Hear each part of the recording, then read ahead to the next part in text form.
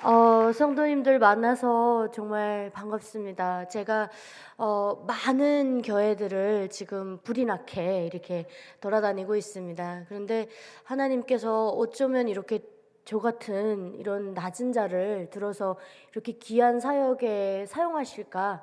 그러면서 이제 설 때마다 세워주신 하나님께 너무나도 감사하면서 동시에 내가 잘하고 있는 것이 맞나 그런 생각이 들거든요.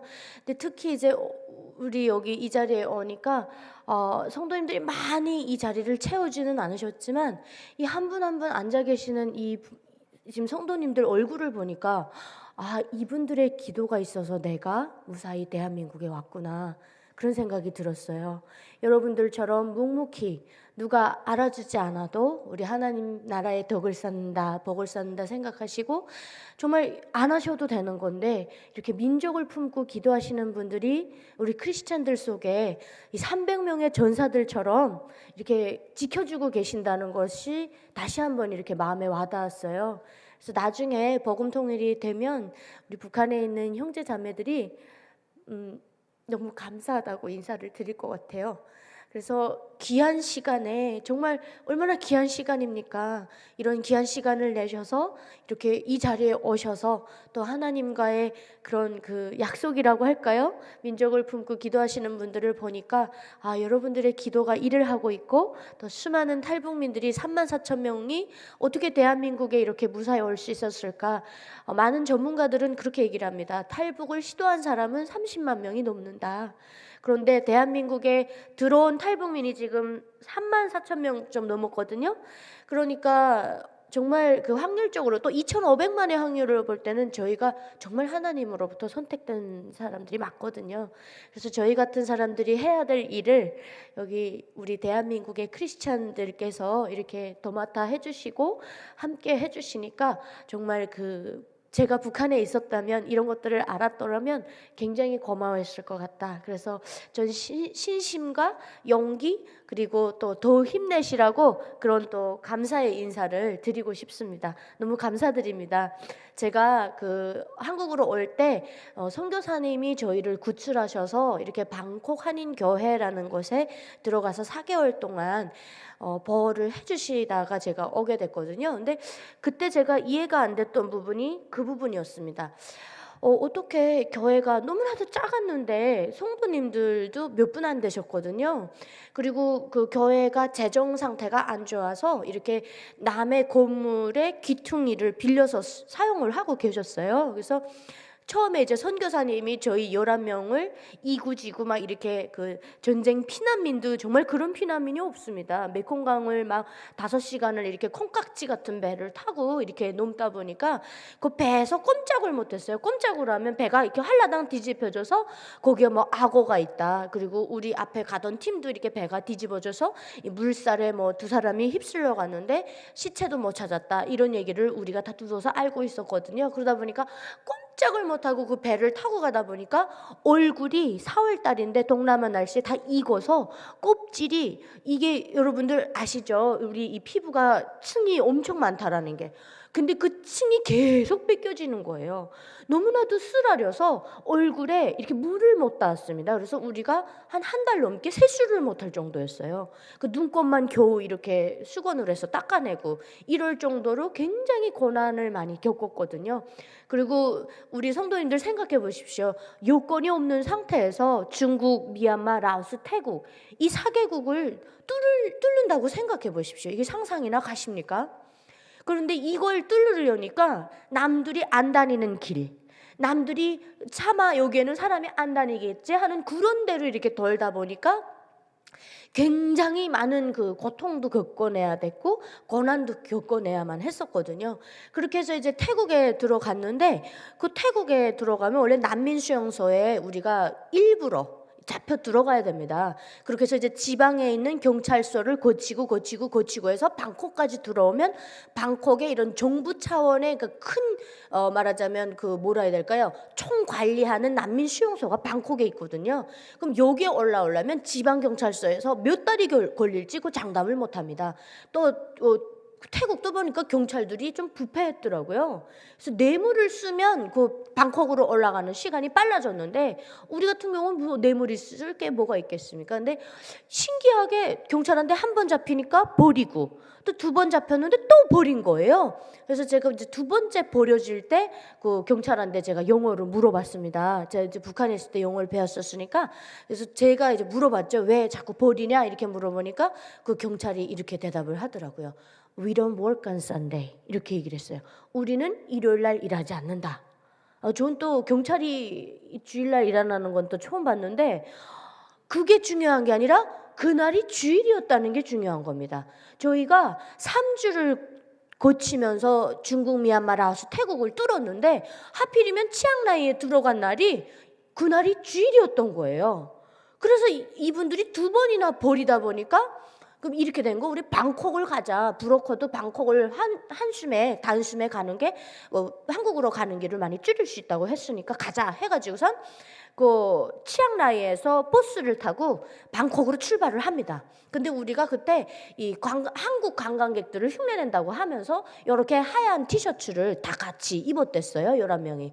그렇게 해서 이제 얼굴은 누가 봐도 관광객이 아니죠. 꼬질꼬질하고 누가 봐도 이상한 사람들인데 그렇게 이제 했었어요. 우리가 그렇게 하고 출발을 했는데 치앙마이라는 곳이 치앙라이에서 3시간 정도 버스 타고 오면 그런 곳이 있습니다. 거기에서 우리가 싹 다 잡히게 됩니다. 왜냐하면 경찰이 올라왔는데 이렇게 흰 옷을 입은 사람 중에 한 명을 골라서 여권 보자니까 없다는 거예요. 그러니까 또 다른 흰 티 입은 사람한테 보자니까 거기도 없대요. 근데 11명을 다 물어보니까 다 없대요. 이상하잖아요. 그러니까 너네 11명 싹 다 내려. 근데 우리 11명 중에는 5살짜리 아이도 있었습니다. 엄마가 이미 한국에 와 있고 이제 엄마 찾아오는 아이였거든요. 우리가 그 아이를 케어하면서 왔습니다.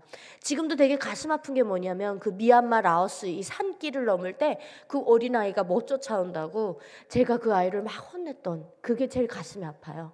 너 엄마 보고 싶으면 빨리 걸어야 돼. 무조건 뛰어야 돼.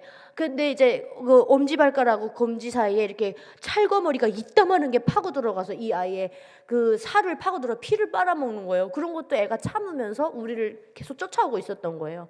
나중에 이제 너무 아프다고 애기가 울어서 우리가 사지를 붙잡고 그 파고 들어간 그 머리 이게 땡기면 그 머리가 몸뚱아리가 뚝 끊어집니다. 그리고 안에 머리는 박혀 있거든요. 그걸 우리가 엇빈침으로 애 입을 틀어막고 이렇게 파내던 그런 생각도 납니다. 그래서 정말 그 5살짜리가 탈북을 경험했다라는 게 너무나도 그러면서 그 아이를 보면서 우리 성인들이 오히려 이렇게 힘을 냈던 것 같아요.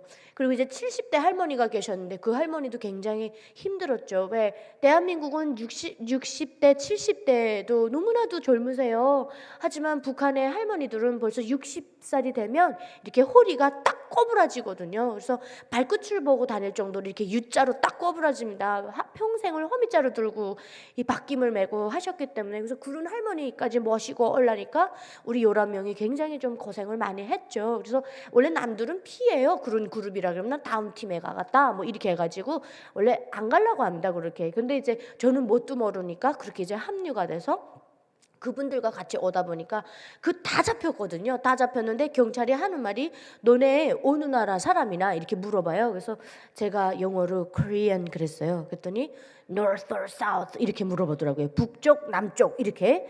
그래서 제가 누가 봐도 북쪽은 불리할 것 같아서 South 그랬어요. 그랬더니 이분이 이렇게 그 옆에 있는 사람한테 이렇게 손짓을 하니까 이분이 이제 그 A4 용지하고 볼펜을 들고 뛰어왔습니다. 그리고 우리한테 이걸 하나씩 나눠주면서 너네 이렇게 말했어요. Draw your national flag. 너희 나라의 국기를 그려보래요. 그런데 우리 성도님들 우리 태극기가 아름답긴 하지만 그리기 쉽진 않죠. 저는 그때 당시만 해도 북한에서 직행으로 오고 있었기 때문에 북한의 교육을 아직 받지 못한 상태였습니다. 북한은 대한민국을 나라라고 안 가르쳤거든요. 2023년 12월 때여서야 뭐 남북한은 이제 동족 관계가 아니다, 족대국이다 이러면서 이제 두 국가론을 들고 나오기 전까지는 대한민국이라는 나라 명칭을 북한이 공개적으로 사용한 적이 단 한 번도 없습니다. 남조선이라고 계속 그랬어요. 남쪽에 있는 조선. 그런데 우리나라 반쪽 땅을 남조선 괴뢰도당들이 미제 침략자들에게 이렇게 팔아넘겼다. 그래서 우리가 빨리 미제를 몰아내고 남녘에 있는 교례들에게 그 해방을 안겨줘야 된다. 이런 명분으로 항상 군사훈련도 하고 미제 침략자들을 소멸하라 그러면서 걸기운동도 하고 그랬던 것 같습니다. 근데 그런 교육이 아직 이게 안 벗겨지다 보니까 그분이 이제 저한테 제가 사우트 하니까 와서 그 국기를 그리라고 했을 때 저는 대한민국에 국기가 있다고? 남조선에? 왜냐하면 미군정의 통치를 받고 있고 무정부 상태라고 배웠는데 어떻게 무정부 상태인 나라에 국기가 있을까? 그래서 제가 그 같이 오던 분들은 이제 중국에 이미 막 6년 전에, 8년 전에, 10년 전에, 2년 전에 막 이렇게 얼굴도 모르는 사람한테 인신매매를 당해서 팔려가가지고 이렇게 고통을 많이 겪다가 겨우 이렇게 탈출해서 오시는 분들이었거든요. 그래서 제가 그분들에게 물어봤습니다. 이모 혹시 대한민국 남조선에 국기가 있습니까? 그랬더니 그 함경도 사투리로 국기 있다 그러더라고요. 그래서 그릴 수 있습니까? 그랬더니 야, 내 그거 어째 그리니? 그거 엄청 복잡하다 막 그러면서 어떤 분이 그렇게 얘기를 하는 거예요. 이게 거미를 닮았대요. 왕거미. 그래서 몸통이 가운데 있고 다리가 6개가 있는데 다리 모양이 다 다르다는 거예요. 그 모양을 못 그리겠대요. 그리고 빨갛고 파랗고가 분명히 몸통에 있는데 이게 이렇게인지도 모르겠다는 거예요.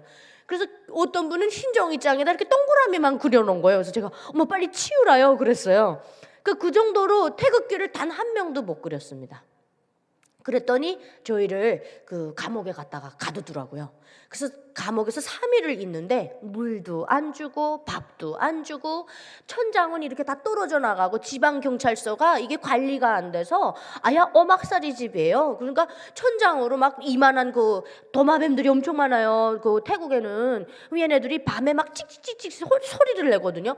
그럼 걔네들이 막 얼굴 위로도 다니고 몸 위로도 다니고 막 이러는 거예요. 우리는 막 힘드니까 이제 졸려서 자면. 근데 3일째 되는 날 너무 배고픈 겁니다. 그래서 막 화장실에 물에다가 그 중국에 팔려가신 분들이 또 그래도 우리 그 조선 사람은 된장 김치 없으면 못 살지 않습니까? 그래서 된장을 또 싸가지고 오신 거예요. 그 속에서도. 그래서 그걸 화장실 물에다 이렇게 풀어서 마시면서 그렇게 이제 호기를 달래는데 너무 배고파서 막 억울해서 못 살겠더라고요. 그래서 제가 그 밖에 이렇게 철창 밖에 그 경찰이 왔다 갔다 하는데 제가 불렀어요. 헬로 하니까 오더라고요. 그래서 제가 그랬어요. 내가 100불을 줄 테니까 우리 좀 이렇게 버려줄래? 그렇게 물어봤어요. 저는 이제 탈북할 때 그 우리 아버지가 스키부대 여단 참모장을 하시면서 그 권력을 이용하셔서 좀 부정부패를 혁명적으로 해주셨습니다. 그 덕분에 제가 1200불을 가지고 나왔거든요. 그래서 그 돈이 남았었기 때문에 제가 100불을 줄 테니까 좀 버려달라 이렇게 얘기를 했더니 너 100불 있느냐? 저는 몰랐어요. 태국에서도 100불이면 큰 돈이더라고요, 그때. 그래서 100불 있다 그러면서 제가 그 가방끈에다가 이걸 덜덜덜 말아서 이렇게 딱 놓된 걸 하나를 빼가지고 이렇게 착 펴서 보여줬죠. 이렇게 감옥 안에서 보라고.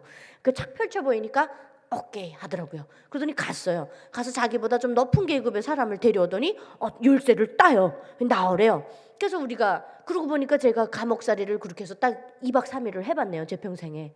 그렇게 해서 이제 나와선 우리를 그 픽업 트럭 같은데 이렇게 트럭에다가 막 태워서는 그 치앙마이 다운타운에다 갖다 버려버립니다. 그래서 이제 됐구나. 그래서 이분들이 이제 중국말을 잘하시니까 거기에 치앙마이에 가면 중국인 3, 4세들이 많이 살아서 중국말이 좀 이렇게 간단한 것들은 되거든요. 그래서 그렇게 해서 물어서 제일 싼 모텔에 들어갔습니다. 정말 뭐 오늘 허물어져도 이상하지 않은 그런 모텔에 들어가서 이제 좀 씻고 뭐 이렇게 하고 이제 있는데 제가 브로커한테 전화를 해야 되겠더라고요.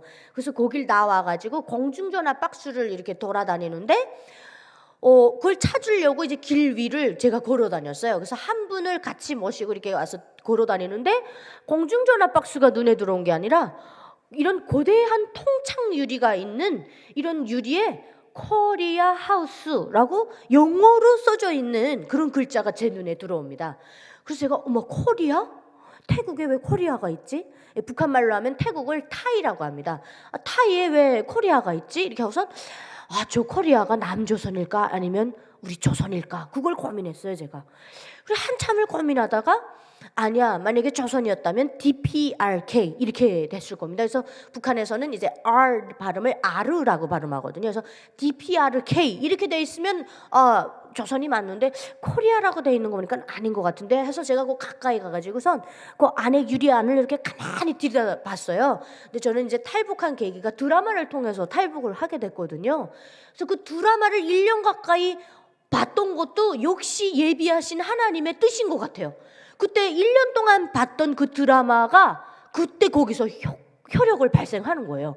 가만히 이렇게 안을 들여다보니까 그 드라마에서 나오는 청담동 사모님 헤어스타일 있죠? 이렇게 소라머리라고 그러지 않습니까? 이렇게 틀어 올려서 집게로 이렇게 딱 찝는 거. 북한엔 그런 머리 없습니다.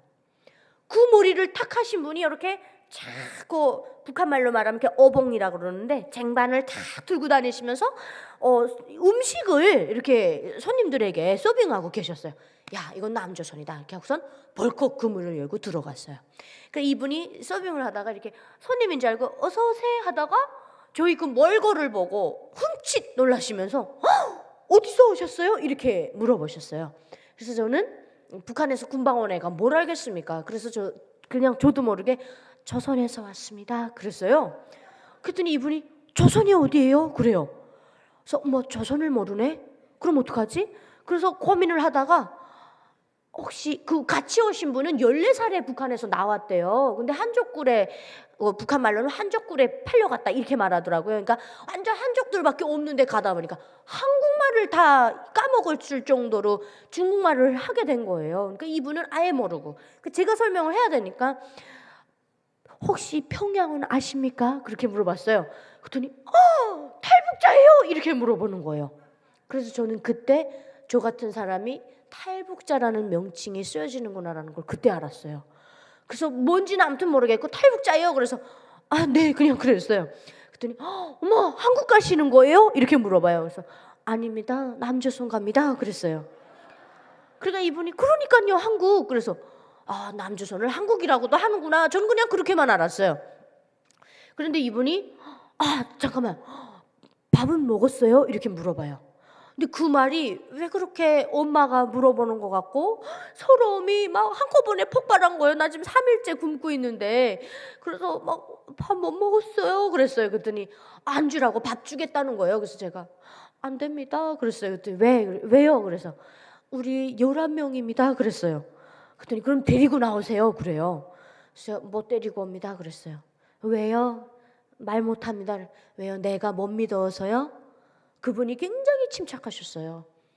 그러면 조금만 기다리세요 하면서 그 쇠로 된 그런 밥 공기를 전 처음 봤어요. 난생 처음. 이렇게 쇠에서 이렇게 뚜껑 있는 그 철밥통에다가 11명의 밥하고 찌개 이런 걸 다 싸줘가지고 보따리에다 싸줘서 이렇게 둘 수 있게끔 양쪽으로 이렇게 해서 이제 두 보따리를 싸준 거예요. 그렇게 해서 이제 그걸 들고 모텔로 갔죠. 그 모텔 가서 이걸 딱 펼쳐놓으니까 여기에 있는 어른들이 깜짝 놀라는 거죠. 아니 너 이거 어디서 이런 걸 가져왔나? 그래서 내가 이렇게 쭉 자초지종을 설명했더니 엄마나 너무나도 좋은 분을 만났다는 거예요. 중국에서 오래 사셨으니까 이분들은 그 대한민국 분들에 대한 그런 의심이 저 같지 않았어요. 그래서 당장 나가자 이렇게 가 밥 다 먹고 빈 그릇 들고 그리고 이제 나름 동방예의지국에 태어난 사람들로서 세제는 없었지만 화장실에서 깨끗이 그릇 다 닦고 그렇게 해서 이제 들고 갔습니다. 그렇게 가서 그 문을 열고 우리 11명이 쭉 들어가니까 사장님이 참 깜짝 놀라시죠. 막 멀거리 정말 뭐 이루 말할 수가 없었거든요. 그러니까 이분이 너무 이제 가슴 아파하시더니 일단 기다려보라고 하시더니 이제 주변에 그 한인 사장님들한테 다 연락을 하신 거예요. 그래서 몇 분 안 되니까 막 남자 사장님들이 막 골프채 들고 오시는 분, 막 헐레벌떡 뛰어오신 분, 뭐 별의별 분들이 다 모여가지고 한 10대 명이 모였어요. 근데 이분들이 이제 회의가 열린 거예요. 우리 형제 자매를 만났는데 우리가 어떻게 도와줄지 이거 회의 좀 하자. 아니 저는 북한에서 공부를 배울 때 분명 남조선 계례도당들이고 남조선 계례도당들이 미군을 끌어들여 가지고 6.25 전쟁을 감행했고 들어와서 우리 신천 땅의 교훈을 잊지 말자 이러면서 신천에 들어와 가지고 북한 주민들을 그렇게 대학살을 해서 이렇게 어린애 젖도 안 뗀 아이를 이렇게 발을 잡고 미국 놈이 북한 편으로 이렇게 통나무에다가 아이를 때려 죽이는 이런 거를 다 그런 그 그림으로 만들어서 그다음 우물에다 빠뜨려 죽이는 거 엄마가 보는 앞에서 이런 만행들에 대한 날조된 교육을 받았댔으니까 저는 막 뭔가 남조선 괴뢰도당들 이러면 우리를 붙잡아가지고 피 빼고 장기 뽑아 팔고 막 이렇게 생각하는 거예요. 근데 너무나도 이분들이 우리를 위해서 애써주시고 가슴 아파하시고 그러니까 저는 난생 처음 태어나서 만난 사람들이 그분들이었는데 이상한 거죠. 괴뢰도당이 아닌 거예요. 그래서 신기하다 그냥. 그리고 이제 저는 뒤로 발 빼고 지켜보고만 있었죠. 근데 이분들이 하는 말이 일단 이구지구 하는 짐을 캐리어에다 놓자. 그래야 이거 관광객으로 보지 않겠나. 얼굴은 뭐 어떻게 할 수 있는 게 아니고 그건 시간이 필요했어요. 그렇게 해서 이제 모자를 일단 다 이제 사서 이렇게 하고 옷을 새롭게 다 갈아입히고 흰 티 단체로 입지 말자. 그렇게 해서 뭐 이렇게 그림 있는 막 이런 것들 막 사서 입혀주시고 그다음에 이제 캐리어 같은 거 이렇게 끌게 하고 잡히더라도 한 팀만 잡히자 해가지고 5명 6명 갈라태우셨어요. 그렇게 하고 이제 버스 2개가 출발을 하는데 지금도 기억납니다. 이렇게 해가 싹 질 때 6시 저녁 6시에 우리 버스가 출발을 하죠. 저는 그때까지만 해도 몰랐어요. 그 식당의 사장님이 어떤 분인지를. 그래서 이제 우리 버스가 출발할 때 그분들이 그래요. 한 10시간을 달리면 방콕이 나온대요. 그러면 거기가 최종 정착지니까 그때 내리면 된다. 그래서 이제 버스가 출발을 했는데 그때 이제 중국에서 살다 오신 분들이 기도하는 방법을 저에게 가르쳐 주셨어요. 제가 이제 막 하나님도 모르면서 하늘님 뭐 별신 다 찾는 거예요. 그러면서 뭐 좀 제발 방콕에 무사히 가게 해주세요. 근데 아멘이 없어요. 근데 중국에서 살다 오신 그 한 이모가 저한테 야, 니 거기다 아멘 안 하면 있잖니 편지에 우표를 안 붙이는 거다 이렇게 얘기를 했어요. 그럼 못 간대요 행선지로. 그래서 아멘이 뭐예요? 그랬더니 그냥 해라 그래요. 나도 모른다 그냥 하라 하더라 그래요. 그래서 뭐 믿줘야 번전이지 하고 뒤에다가 아멘 그렇게만 했어요. 근데 이제 우리 하나님께서 저의 탈북의 길을 저는 늘 함께 하셨다고 생각을 하는 게 정말 그 태국에 들어가면 이렇게 그때 당시만 해도 방콕 한인교회에 이렇게 구조가 돼서 들어가는 사람 많지 않았거든요. 아마 어찌 보면 우리가 최초에 그렇게 갔을 법한 사람들인데 그때 이제 출발해서 갈 때 제가 그 버스 안에서 기도를 했습니다. 하나님 우리 가다가 그 초소에 좀 잡히지 않게 해주시라요. 제가 정말 그렇게만 해준다면 내가 당신이 하라는 대로 다 할 수도 있어요. 막 이러면서 이제 딜을 하는 거죠. 그렇게 하고서 이제 버스가 출발했는데 다행히 우리가 초소를 통과할 때마다 우박을 동반한 엄청 거센 소나기가 쏟아 부어가지고 이 안에 경찰이 나오지 않고 이렇게 가라고 해서 우리 버스가 이렇게 무사히 통과하고 그렇게 이제 2초소를 지나게 됐습니다. 한 명도 안 잡혔어요.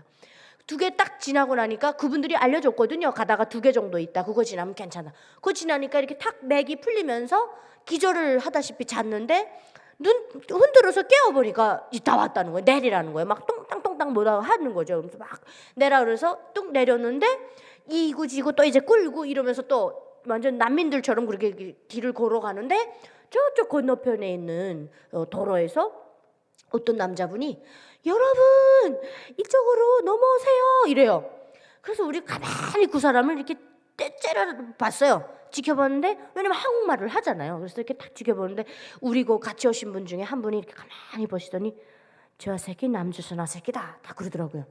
그래서 우리가 어떻게 합니까? 그랬더니 야 얼굴 봐라 개기름이 번지르르 하잖니 다 그래요.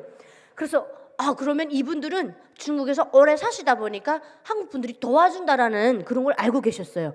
가자 해가지고 넘어갔어요. 그러니까 이분이 마치 이렇게 기다렸다는 듯이 여러분 오시느라고 고생 많으셨습니다. 이제부터는 저 따라오시면 돼요. 걱정하지 마시고 따라오라고. 그래서 이제 그분을 쫄래쫄래 따라갔죠. 한참을 걸어가니까 이분이 다 왔대요. 다 왔다고 그래서 그 다음에 이렇게 고개를 들어서 딱 올려다 보니까 어머나 엄청 큰 십자가가 건물에 딱 꽂혀 있는 거예요. 북한에 있을 때 기독교 악마 교육을 받았던 터라 그 십자가 보는데 거부감이 장난 아니죠. 그 다음에 목사님이었으면 또 괜찮아요. 왜냐면 목사님의 도움을 받았다고 김일성이 그 세기와 더불어라는 그 우리로 말하면 자기를 신격화하는 데 있어서 신약성경처럼 1권부터 10권까지 쓴 게 있습니다. 뭐 자기가 썼겠어요? 밑에 사람들 쓰게 있겠지. 근데 어쨌든 그게 신약 성경이에요. 완전 신격화를 만드는 그런 작업하는 책인데 거기에 보면 자기가 이제 길림 감옥에 갇혔을 때 항일혁명을 하다가 손정도 목사님께서 이게 꺼내줬다 이런 얘기를 해서 목사들은 좋은 사람들이구나 이런 게 있는데, 문제는 뭐냐, 선교사 놈이 문제인 거예요. 그 북한에 이런 교육이 있습니다. 그 다 썩어서 떨어진 사과를 주워 먹은 5살짜리 아이를 선교사 놈이 이렇게 망토를, 미국 놈 선교사예요. 코가 이렇게, 근데 이 새까만 망토를 뒤집어 쓰고 이제 이 아이를 그 과일나무에다 이렇게 꽁꽁 묶어놓고 청강수를 이렇게 이마에다가 도적이라고 새겨 놓는 이런 그러니까 그 그림 도록이 있습니다. 항상 그걸 보면서 우리는 계급 교양을 받았거든요. 그런데 이분이 도착을 해서야 하는 말이, 그러니까 베테랑이니까 그러셨죠. 경험이 있으시니까 선교사들에 대한 공포가 있다라는 걸 알았던 거예요. 이분이 도착을 해서야 정말 고생 많으셨어요. 저는 신상태 선교사라고 합니다. 이렇게 얘기를 하는, 와, 순간적으로 어머 어떡하지? 나 마귀의 손에 잡혔구나. 나 이제 이거 따라 올라가면 피도 뽑히고 장기도 뽑히겠구나. 큰일 났다. 이렇게 걱정을 했어요. 그런데 이분들이 막 따라 올라가네요. 저 이거 11명 저들이. 저만 이제 밑에서 저 사람들 왜 따라 올라가지? 왜냐면 그 건물을 빌려서 썼다고 하지 않았습니까? 그러니까 여기 옥탑방 올라가듯이 요렇게 막 이렇게 올라가요, 계단이. 그런데 올라가요. 그래서 저 사람들 왜 저렇게 올라가지? 그러니까 이분들이 이렇게 툭 돌아보시더니 저보고, 야, 이롭다, 후라이다. 북한에서 후라이 쳤다는 거예요. 거짓말했다는 얘기예요. 그러니까 그거 다 거짓말이니까 따라 올라오라. 그래서 죽으면 나 혼자 죽까 다 죽지. 그렇게 하고서 따라 올라갔어요. 올라가니까 새벽 기도를 마치고 이제 기다리고 계시는 성도님들이 계셨어요. 이분들이 막 보선발로 나오셔서 우리 짐 받아주시고 막 정말 눈물을 그렁그렁 하시면서 너무나도 고생 많았다고. 그래서 하나님 감사합니다, 주님 감사합니다. 이 사람들이 이건 뭐라는 거야? 저는 북한에 있을 때 위대한 수령 김일성 대원수님 고맙습니다, 경애하는 지도자 김정일 장군님 고맙습니다, 그거밖에 몰랐잖아요. 근데 지금 막 하나님 감사합니다, 나 어떡하지? 미신서굴에 들어왔다 막 그러면서 이제, 근데 이분들이 막 울면서 기도해 주시면서 또 목사님이 또 뛰어오셨어요. 그래가지고 막 기도해 주시고 그다음에 이제 우리를 묵을 수 있는 숙소에 데려다 준대요. 근데 숙소가 갔더니 이게 완전히 장난 아니에요. 막 희까복까한 거죠. 그 조그만 교회 성도님들도 몇 분 안 되시는데 그게 무슨 재정 상태가 좋겠습니까? 그런데 우리를 묵게 해주는 그 별장이 3층으로 이렇게 되어 있었고 엄청 멋있어요. 왜?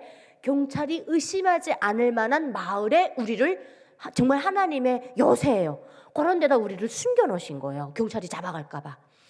그러다 보니까 와, 이 교회가 돈이 많구나 막 이러면서 이제 몰랐어요. 그랬는데 우리가 이제 교회 매일과 같이 나갈 거 아닙니까? 그럼 거기서 영어도 공부시키고 수학도 공부시키고 책도 필요한 거 이제 주시고 막 이렇게 하셨어요. 그런데 신기한 게 뭐냐면 한국에서 선교사님들, 목사님들이 계속 일주일에 한 번씩 들어오셨어요. 이분들이 올 때마다 과자부터 뭐 별나별난 게 선물을 많이 가지고 오니까 우리는 어메블만 그것만 기다리는 거예요. 근데 이분들이 올 때마다, 저희는 북한에 있을 때 완전 김부자의 노예로 그 김부자를 위해서 죽어야 된다라는 그 가스라이팅만 당하다 왔잖아요. 누군가로부터 그런 귀한 대접을 받아본 적이 없거든요. 이분들이 오시면 막 너희들은 뭐세야, 너희는 에스더야, 막 하나님께서 너희를 선택해서 여기 데려다 주신 거야, 막 이렇게 하니까 너무 당황스럽고, 야, 이 사람들이 이거 사대주의에 물져줬네. 왜 자꾸 이거 외국 사람들이 이름을 갖다가 이런 교육을 시키려고 하지? 그러면서 거부감이 그때까지만 해도 있었어요. 그런데 이제 어떤 그 목사님이, 제가 성함은 말씀드릴 수가 없는 게 아직도 그 구출 활동을 하시거든요. 그 목사님이 오셨는데, 와, 이분이 막 우리를 엄청 이뻐해 주시고 정말 막 허물 없이 우리와 이렇게 대화를 나눠주시고, 그러면서 이제 그분이 뭐 어떻게 했는지는 모르겠는데 이상하게 이분이 믿는 하나님 나도 한번 믿어보고 싶다, 그런 마음이 생겼어요. 그리고 계속 뭐 예수님의 사랑 막 이렇게 얘기를 하는 게 왜 거부감이 있었냐면 계속 김일성 얘기하는 것 같아서 거부감이 있었댔는데, 이분들이 이렇게 행동하는 걸 보니까, 그 귀한 섬김을 우리한테 주시는 거 보니까 예수님이라는 분이 이런 사랑을 베푸셨나 하면서 이제 그 사랑을 이해하게 됐어요. 그래서 마음이 조금 풀리려고 할 때 그 우리 신상태 선교사님이 정말 전도에 있어서만큼은 하나님께서 원하시는 것, 뱀처럼 지혜로우셨던 거예요. 하지만 메시지는 비둘기처럼 희고 깨끗하고 순수하게.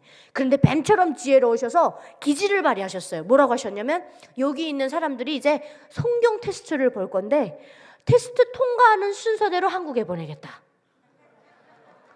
그래서 저는 북한에서 대학을 다니다 왔기 때문에 엄마 내가 공부해서 줘본 적은 없어. 이러면서 교만해가지고서 주라요. 성경이라는 거. 내가 한 달 안에 잡아떼가시오 하면서 그걸 받아왔어요. 그리고 이제 딱 숙소에 와서 이걸 딱 펼쳤는데 제가 교만했더라고요. 한 달은 무리겠더라고요. 일단 글자가 너무 작았고 종이장이 너무 얇았어요. 전 태어나서 그런 종이장 처음 봤습니다. 그래서 이것도 뭐 읽으라는 거야? 막 이러면서. 그래서 마음이 급하니까 뭐 사도신경 주기도문 가지도 않았어요. 10개만 가지도 않고 바로 창세기로 가가지고 태초에 하나님께서 천지를 창조하는 걸 쫙 이렇게 보다가 딱 덮어서 선교사님한테 가가지고 선교사님이나 많이 읽으시라요 하면서. 그거 아십니까? 우리 수령님께서는요 이 8.15 광복을 우리 인민에게 찾아주실 때 북한은 8.15가 김일성이 한 거로 되어 있거든요. 역사 날조를 하다 보니까 이 솔방울을 잡아서 던지면 이게 술탄으로 변하고 땅을 주름 잡으시고 하늘을 날아다니시면서 역마를 타고 그렇게 일제를 물리치시고 우리에게 그 빼앗겼던 조국을 찾아주신 날이 8.15다. 그러니까 제가 말하는 건 뭐예요? 빛이 있으라 하니까 빛이 있었고, 그러니까 지금 하나님을 조롱하는 거예요. 제가 나 이런 거 북한에서 좀 많이 봤으니까 선교사님이나 많이 읽으세요 이런 거죠. 그래서 탁 갖다 주고 탁 돌아서서 나왔어요. 근데 이제 나와서 이렇게 가는 저 뒤통수를 대고 우리 선교사님 뭐라 하시냐면 그런데 자매님 한국에 가야죠. 맞다 테스트. 그래서 다시 돌아서서 달라요 하면서 탁 잡아채서 이게 패뜩 해가지고 이렇게 나왔어요. 그랬더니 뒤통수에다 대고 선교사님 자매님 인내심을 가지고 조금만 더 읽어보세요 그러는 거예요. 그래서 그래 내가 인내심을 가지고 학문 하나 뗀다 생각하고 내가 읽어주마. 읽는 것도 아니에요. 읽어주마. 그렇게 하고 이제 와서 숙소에 와서 할 게 없으니까 그것만 쫙 읽기 시작했죠. 그런데 이 책이 가면 갈수록 기똥찬 거예요. 완전히. 무드셀라가 969살을 살더라고요. 그리고 뭐 루세 안에는 이렇게 탁 돌아보지 말았는데 탁 돌아보니까 소금 기둥이 탁 되고 뭐 삼손은 뭐 머리만 자르면 파워가 없어지고 뭐 아니 여러분들 그거 처음에 믿겨지셨어요? 그런데 이거는 어떻게 하겠냐고요. 이거 주체사상으로 무장됐던 에미나에 그거 들어오겠나요? 그래서 갈수록 정말 태산이다. 이러면서 읽긴 읽었어요. 왜냐면 테스트는 봐야 되니까. 그리고 가다 보니까 뭐 에녹은 승천하고 뭐 이렇게 쭉 나오고 뭐 노아의 방주는 뭐 동물들이 알아서 자기야 들어가자 하면서 커플들이 싹 들어가더라고요. 그런 걸 보면서 이거 정말 속상하구나. 그러면서 이제 읽기 시작했어요. 정말 그야말로 그때는 시험용으로만 보냈어요. 그랬는데 하나님이 보시기에 요 정유나 요 에미나 요거 안 돼갔는데 하나님 다 다르게 다가오시니까 어디서 다가오셨냐면 아브라함 족보에서 다가오신 거예요. 제 눈앞에서 정말 그런 일이 성령 체험이 일어났는데요. 앞에 아브라함 그쪽에 가가지고 이렇게 글을 제가 지금 아브라함 족보를 읽고 있었어요. 뭐 아브라함이 이삭을 낳고 이삭이 야곱을 낳고 야곱이 요셉을 낳고 그쪽까지 쭉 갔어요. 그러니까 이제 아버지와 아들이 만나는 그 상봉 거기까지 읽었어요. 그랬는데 이상하게 앞에 글자가 이렇게 그 먹물을 물에다가 탁 풀어놓듯이 글자가 휙 다 사라져버려요. 제 눈앞에서. 그러더니 여기에 뭐가 써지냐면요. 김웅우가 김보연을 낳고 김보연이 김형직을 낳고 김형직이 김일성을 낳고 김일성이 김정일을 낳고 그 어대족보가 쫙 써지는 거예요. 제 지금 이게 뭔가 머릿속에서 일어난 그런 체험을 한 거예요. 그러면 제가 이거 뭐야? 왜 이런 걸 내 눈에 보여주지? 하고 돕고 선교사님한테 또 뛰어갔어요. 저는 호기심 덩어리였거든요. 퀘스천이 정말 많은 아이였어요. 선교사님을 엄청 힘들게 했습니다. 제가. 그 선교사님한테 뛰어가가지고 선교사님 도대체 이거 뭡니까? 나 읽다가 이런 걸 봤다 하니까 우리 선교사님이 너무 좋으셔서 북한말로 표현하면 이 입꼬리가 기잡으러 가더라고요. 왜냐면 우리 자매님 성령 체험했다고. 이제 한국 가면 신학대학을 보낸다는 거예요. 저는 그게 무슨 말인지 모르고 있어요. 난 그게 중요한 게 아니라 이거 왜 이런 걸 보여주는지 말해 주십시오. 이랬더니 그때 선교사님이 너무나도 놀라운 얘기를 해주시는 거예요. 김일성이 그렇게 독실한 신실한 크리스찬의 집안의 장남이었다는 거예요.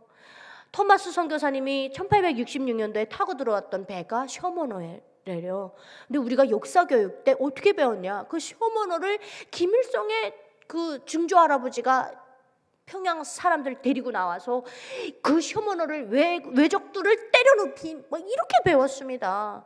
그러니 이 얼마나 지금 뭐 그거 완전 김일성 자체가 그 하나님을 완전히 정면에서 부인하고 조상들의 그것까지도 다 자기 마음대로 뜯어고친 거예요.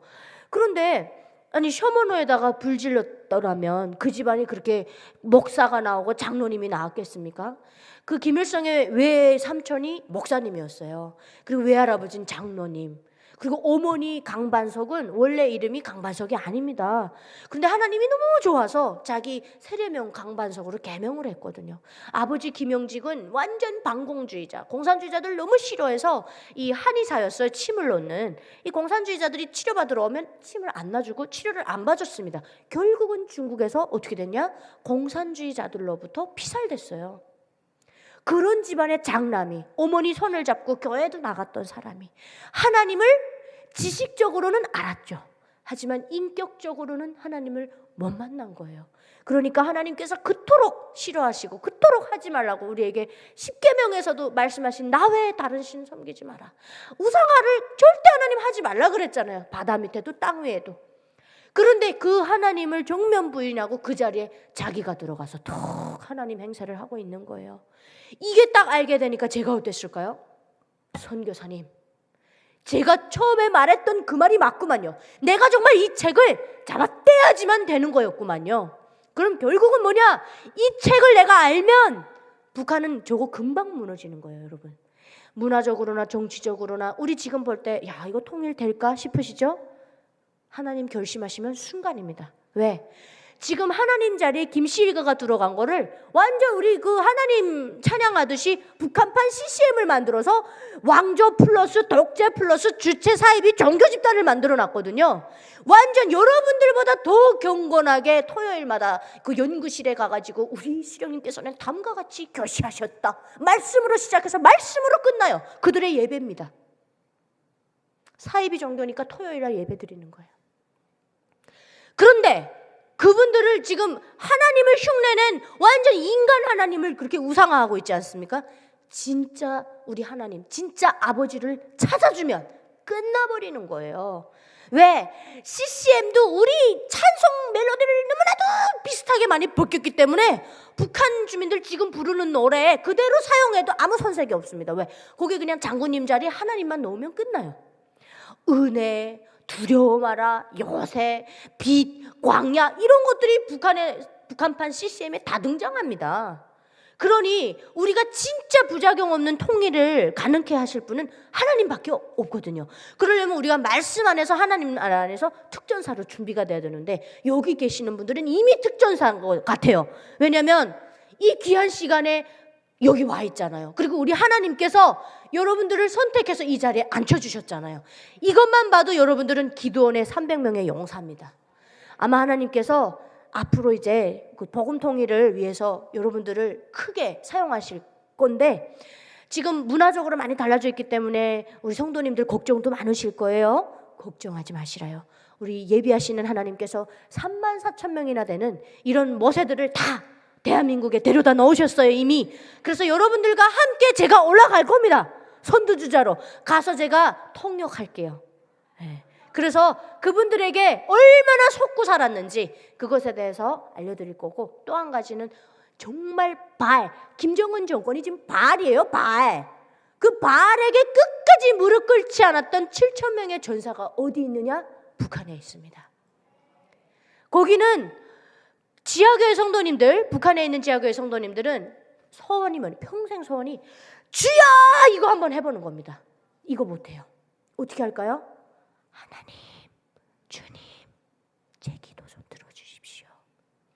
우리 북한 땅에도 하루빨리 하나님 교회가 다시 복원되게 해주십시오. 이렇게 목소리를 죽여서 그것도 밖에다 버초를 몇 명 세워놓고 그렇게 창조주 하나님을 두려움에 떨면서 그렇게 부르짖는 거죠. 그러니 여러분들 주여 하실 때마다 여러분들 감사하셔야 됩니다. 하나님을 그렇게 언제든지 찾을 수 있는 거 그 축복입니다. 그리고 여러분 성경도 내 옆에 있을 때 늘 감사하십시오. 그게 당연한 게 아니라는 거예요. 북한에 있는 지하교회 성도님들은 우리 선교사님들이 목숨을 걸고 들어가서 한 줄의 이 큐티를 전달하고 하면 그거 하나 가지고 일주일 동안 있다가 우리 선교사님 또 다른 말씀 가지고 언제 들어오실까? 그렇게 말씀 한 구절 한 구절이 얼마나 그분들에게는 생명수이고 오아시스 같은 것이고 얼마나 그게 소중한 건지 아십니까?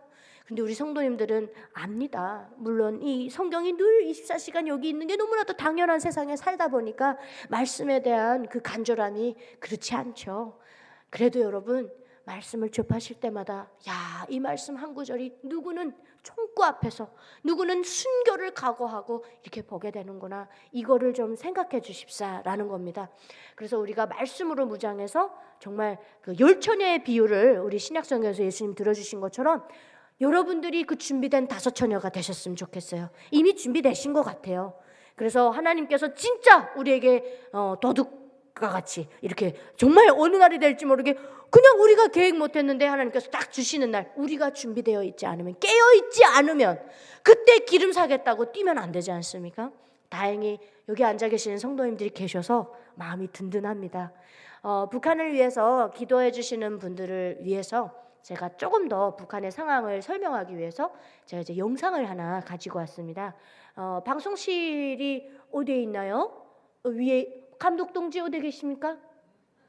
어머나 센스가 빠르십니다.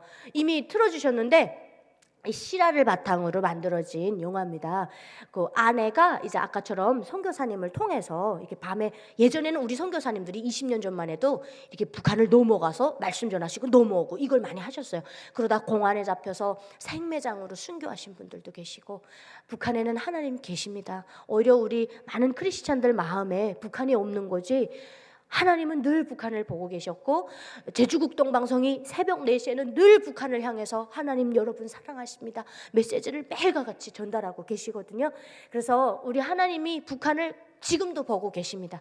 그렇게 이제 선교사님 목숨 걸고 들어가서 아내를 전도를 했어요. 성공했어요. 그래서 아내가 하나님을 믿는 것이 발각이 돼서 먼저 순교하시게 됩니다. 안 믿는다고 한마디만 하면 아내가 살 수 있었는데 그분은 그러지 않았어요. 그랬는데 이제 남편은 부인을 한 거죠. 그래서 살았어요. 그래서 이제 탈북을 혼자서 하다가 거의 성공을 했는데 뭔가 어떤 양심의 가책을 느꼈는지 다시 돌아가서 아내가 전도했던 그 동네 사람들을 다 데리고 탈북을 하다가 안타깝게 또 잡히게 된 겁니다. 그래서 그 시점에서부터 우리 성도님들이 봐주시면 될 것 같아요. 플레이해 주십시오.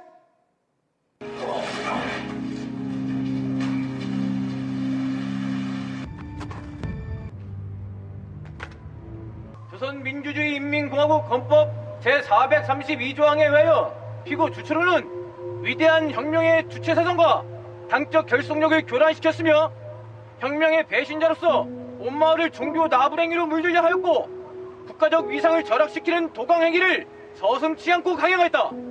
그러므로 피고 주철호를 사형에 언도한다. 여보, 애쓰지 마셔. 그만하면 됐습니다. 하나님이 우리를 버렸어. 당신이 소갓집이 안 믿는다고 한마디만 하면 살 수 있었는데 어째 그랬어? 나는 아직도 당신이 이해가 아이가. 그래서 내 그때는 당신이 너무 고통스러워하니까 내 손으로 당신을 보내는 것밖에 할 수 있는 게 아무것도 없었어. 미안하고 여보. 당신 말이 옳다. 애쓴다고 되는 게 아닌데. 주님,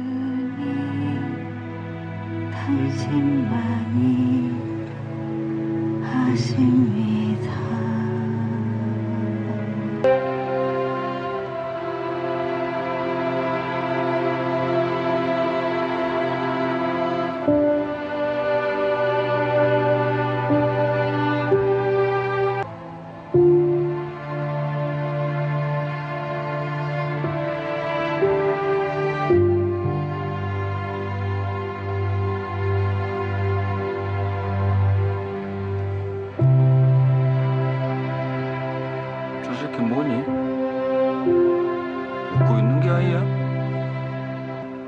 판결된 주체를 즉시 집행하시오.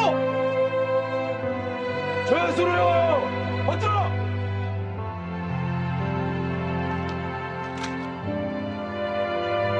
조선.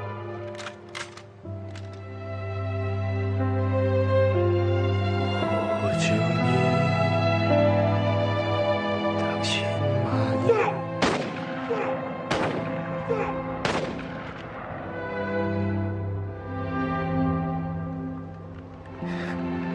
근데 남조선이 가나안 땅입니까?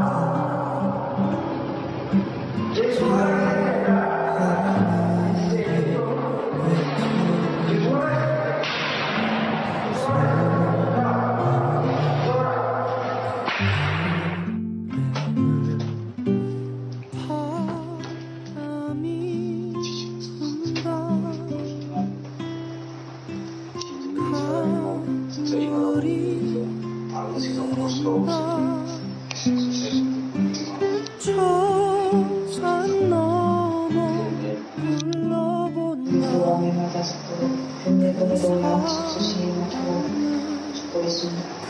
미국으로 세상을 주님을 찬송하면서 그대 걸려있는 붉은 태양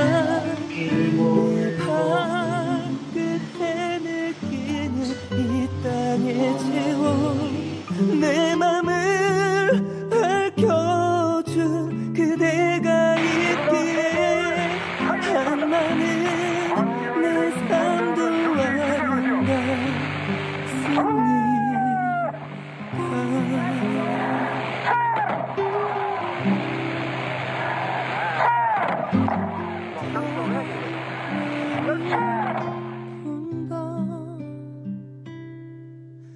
세월이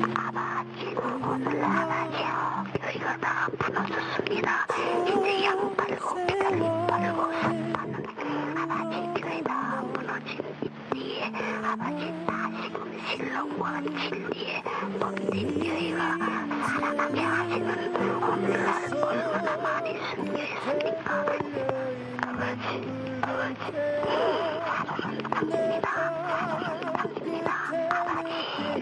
아버지 법된 교회를 비로소 UMP 사람들이 오늘과 살아있고 아버지 보관하시고 용서하시는 주의보에서 나타나시길 축원합니다.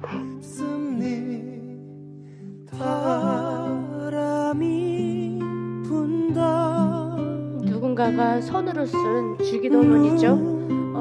우리 성도님들도 한번 손으로 주기도문을 한번 써보십시오. 글로만 보고 입으로만 했던 것들이 손으로 써보면 다시 한번 그 소중함이 느껴지거든요. 그래서 북한의 그 지하교회 성도님들은 코로나 시기에도 사실은 이제 대한민국의 크리스찬들이 코로나로 인해서 죽지 않게 해달라고 저렇게 조용히 전화기에다 대고 그 기도를 해주셨습니다. 그래서 아마 대한민국에 있는 크리스찬들이 본인들을 위해서 기도해 주시는 걸 알고 계시는 것 같아요. 그래서 저는 마지막으로 우리가 한 30년 전에 북한을 위해서 만들어진 찬양이 있거든요. 그래서 그 1절 같이 부르고 기도로 마무리하려고 하는데요. 우리가 히브리서 13장 3절 말씀에 보면 너희가 갇힌 것처럼 갇힌 자들을 생각하고 너희도 육체가 있은즉 고통받는 자들 생각하라 그러시잖아요. 그래서 여기 앉아 계시는 분들 덕분에 그래도 복음 통일의 그 날이 조금 더 앞당겨지지 않았을까 그런 생각을 하면서 다시 한번 감사하다는 인사 드립니다. 마지막으로 찬양, 그날이라는 찬양인데요. 아마 우리 성도님들 다 알고 계실 겁니다. 다시 한번 우리가 북한을 품고 기도하는 마음을 되새겨보면서 부르면 좋을 것 같아요.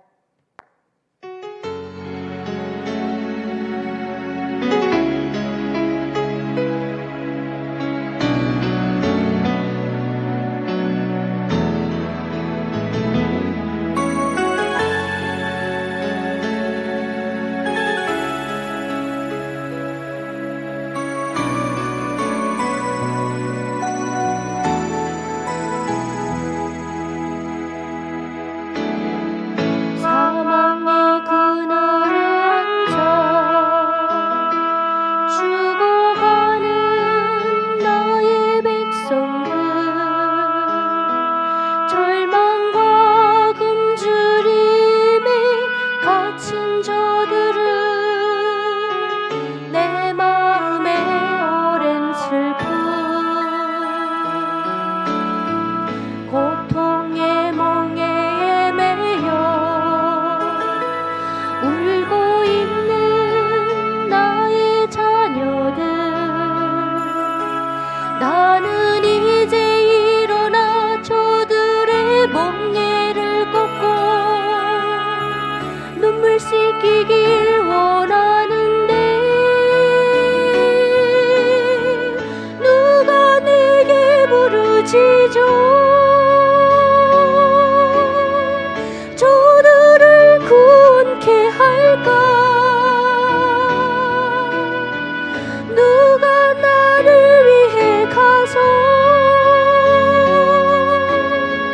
나의 사랑을 전할까 나는 이제 보기 원하는 나의 자녀들 살아나는 그날 기쁜 찬송 소리 하느니 웃음소리 온 땅 가득한 그날